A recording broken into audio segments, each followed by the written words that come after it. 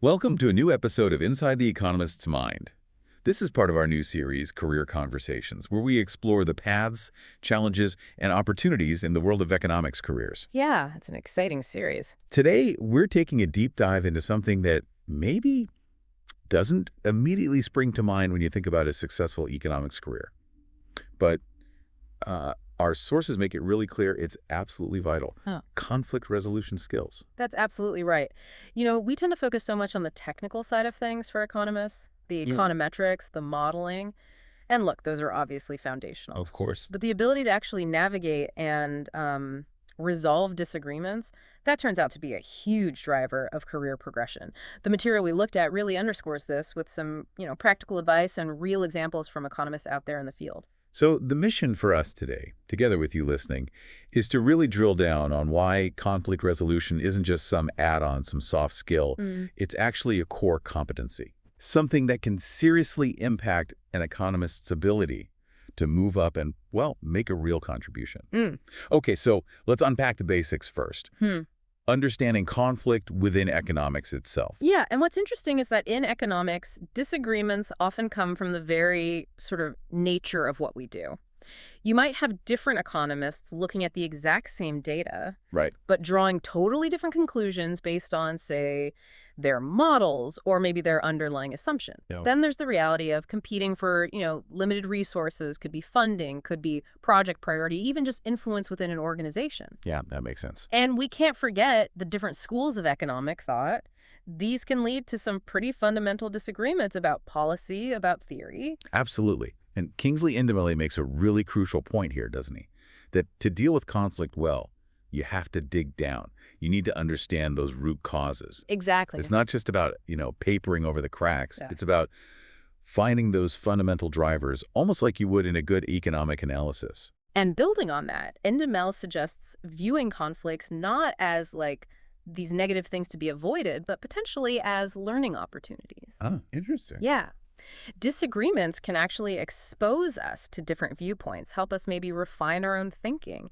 And if you combine that with sort of intentionally trying to build positive professional relationships based on respect, then these tough situations can actually become, catalysts for career growth. Which really speaks to what you, our listener, are probably looking for, getting to the heart of things quickly and thoroughly. Understanding the underlying dynamics of conflict in these economic debates gives you a much richer, more nuanced picture than just taking things at face value. Definitely. Okay, now let's talk about a really fundamental tool for navigating all this. Communication. The power of communication. Absolutely critical. If we step back and look at the bigger picture, clear, effective communication is really the bedrock, isn't it? It's what conflict resolution is built on. And in economics, we're constantly dealing with complex ideas, complex data. If you can't articulate your analysis or your proposals clearly, well, you're kind of setting the stage for misunderstandings and disagreements right there. Monica Sofia Polacco-Vieira really hits on this, highlighting how important it is to articulate those complex ideas clearly, and not just to other economists, right? Oh, that's key. But to a whole range of stakeholders. Yeah. Could be policymakers, business leaders, maybe even the general public. The idea is to get everyone, on the same page, align interests, which is so important for overcoming resistance to new ideas or policies. And that ability, essentially, to translate economic thinking into, let's say, actionable insights. Yeah. To bridge that gap between the technical jargon and real-world understanding, that is incredibly valuable. Hugely valuable. It lets economists act as sort of effective mediators between different groups, build consensus, and actually drive things forward. Okay, so clear communication is vital, but it's definitely a two-way street. Yeah. Which brings us straight to active listening, which is way more involved than just sort of passively hearing someone out. Exactly. Active listening, as our sources point out, it demands your full attention. It means really concentrating not just on the words being said, but also maybe the speaker's tone, their body language, Right. the underlying message they're trying to get across. And Surya Prasad brings in a really important piece here. Empathy. Yes. By genuinely listening, trying to understand the other person's perspective, their feelings, you can actually de-escalate tension quite effectively and start to find that common ground. When people feel like they've actually been heard, properly heard, they're just much more likely to be open to finding a solution. And this isn't just about, being nice to your colleagues. Active listening builds trust. It builds respect. And Yeah. those are absolutely fundamental for teamwork and for resolving conflicts successfully in any economic project or discussion. When people feel their views are valued, it just creates a much more collaborative and, frankly, productive environment. So we're understanding the conflict, communicating clearly, listening actively. Yeah. But what happens when those disagreements, which are inevitable, still pop up? That's where negotiation tactics come into play. This is a really important point. Right. How do you navigate those situations where interests just diverge or viewpoints clash? Negotiation, as the sources highlight, it's about finding this balance. The balance. Yeah, between assertiveness, you know, confidently putting forward your position, and empathy, which is understanding the other side's needs, their priorities, maybe their constraints. And we're not just talking about negotiating your salary here, are we? Oh, not at all. For economists, negotiation happens all the time. It could be influencing project scope, Hmm. arguing for resources, building consensus around policy ideas. Right. Lots of areas. The goal, really, with firm but fair negotiation is to get to agreements that work for everyone involved, mutually beneficial. It's not about one side winning. Yeah. It's about finding solutions that address the core interests of all the parties while keeping those working relationships positive. That's especially crucial when you're dealing with stakeholders who might have very different, even competing agendas. Now, the world of economics, it can be pretty high pressure, can it? Yeah. Decisions often have really significant real-world consequences. Definitely. And that can inject a lot of pressure, even strong emotions, into professional interactions, Right. which is where emotional intelligence, or EI, becomes so important. Yeah, what's particularly relevant here is just recognizing that economic decision-making, it isn't purely logical or data-driven all the time. Emotional intelligence, which is, understanding and managing your own emotions and recognizing and influencing the emotions of others, that plays a really significant role, Yeah. especially in those high-stakes situations where conflicts can, flare up pretty easily. Saurav Prasad gives a useful breakdown here, doesn't Yeah. he? Emphasizing self-awareness, like understanding your own emotional triggers, how you react under stress, and then the ability to regulate those emotions. Basically, staying calm, staying composed, even when things get heated or difficult. And if you connect this back to your own potential experiences, listening now, think about those really stressful moments you might face in your career. That ability to stay composed, to stop your own emotions from sort of clouding your judgment. That's incredibly valuable Absolutely. for solving problems effectively and just navigating conflict constructively. And it's not only about managing your own feelings, it's also about how you approach conflict when you're maybe in a leadership position or just trying to influence others, which leads us to the idea of leading by example in conflict resolution. Oh, the impact of demonstrating good conflict management. You really can't overstate it. When you, as an economist, show that disagreements can be tackled openly, constructively, it sets such a powerful example for everyone around you, your colleagues, your team. Yeah. It helps foster a culture where different opinions are seen as, opportunities for growth, not threats. And Afshan AM points out that when disagreements are managed constructively, it actually leads to better decisions in the long run. That's right. It encourages a more collaborative space where different perspectives are valued, they get integrated, and you end up with more robust outcomes. And building on that, Saurav Prasad really highlights the importance of consistency. Consistently modeling the kind of behaviors and approaches you want to see in conflict resolution. Consistency. Yeah, that predictability reinforces a culture of respect, of open communication. It makes it more likely others will adopt similar positive strategies. And this consistent approach, it really positions an economist as a leader, someone who can not only crunch the numbers, but also, guide and inspire people. Okay, so we've laid out the principles, the foundations. Now let's make this more concrete. Let's look at some actual examples of how these skills play out in the real world. We've got some scenarios here drawn from the kind of behavioral interview questions economists might face. Yeah, these examples are great because they really bridge that gap between the theory we've been discussing and the sort of day-to-day challenges economists actually encounter. Right. They show how conflict resolution isn't just some abstract concept. It's a practical set of skills you use on the job.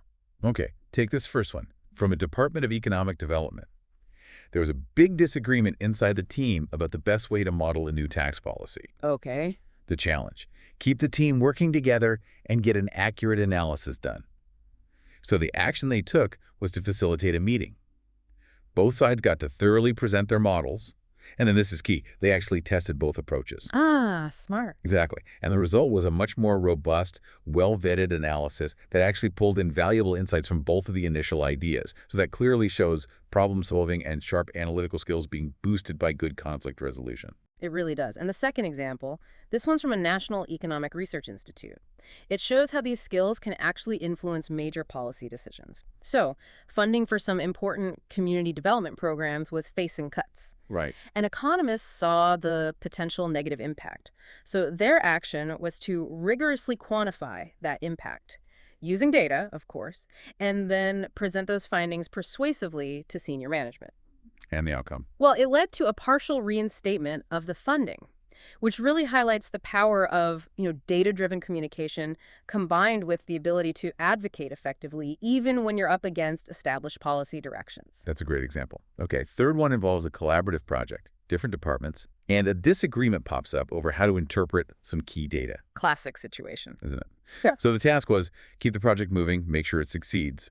The solution: organize a joint meeting, focus everyone squarely on the data itself, methodically work through the different interpretations until they reached a consensus. Data-driven resolution. Exactly. And the outcome wasn't just a successful project based on analysis everyone agreed on, but actually improved collaboration between those departments going forward. So that showcases mediation and, like you said, data-centric resolution. And the last one is a team leadership example.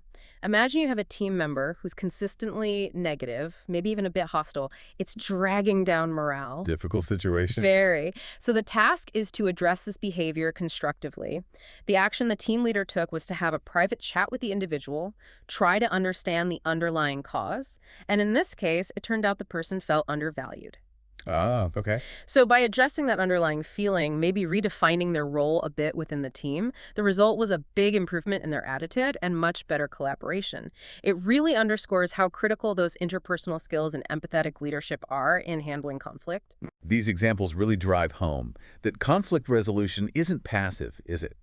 It's an active, indispensable part of an economist's toolkit. Yeah. Now, we've talked about developing these skills, but is it like a one-and-done thing? You learn it and you're set. Oh, not at all. As Saraf Prasad really emphasizes, continuous improvement is absolutely key. Okay. This means, regularly reflecting on your experiences with conflict, what worked well, what maybe could have been handled differently. What did you actually learn from that situation? And Sachijin reminds us that mastering conflict resolution, it's not just about stopping arguments, is it? No, it's much broader. It's a skill that boosts your ability to work well with others, solve complex problems together, negotiate better outcomes, build strong professional partnerships, and ultimately show those leadership qualities that are just so crucial for moving up in your career. So it really is an ongoing journey, learning, refining, and actively looking for opportunities, maybe training or professional development in communication or conflict resolution. That can be a really worthwhile investment in your career path. So to kind of wrap this all up, it seems crystal clear that conflict resolution skills aren't just, a nice to have for economists. They are absolutely fundamental. Essential. For anyone who wants to progress. These skills, they sharpen your analytical abilities because you learn to understand different perspectives. They boost your communication effectiveness. They position you as a capable leader. And ultimately, they just make you much better at navigating the, let's face it, often complex and high-stakes world of economics. Which leads us to a final thought for you listening in. Considering these real-world examples we've discussed and how clearly important these skills are, how might actively focusing on developing your conflict resolution abilities unlock new, maybe even unexpected opportunities in your own career journey in economics? Yeah, what's maybe one small concrete step you could take, starting today, to strengthen just one of these areas? Could be practicing active listening more consciously, focusing on clearer communication, or maybe just trying to better understand the root causes of disagreements you see around you. It's a powerful question to ponder. It really is. And that brings us to the end of this deep dive into the vital role of conflict resolution in an economics career. Be sure to join us for more insightful discussions in our Career Conversation series right here on Inside the Economist's Mind.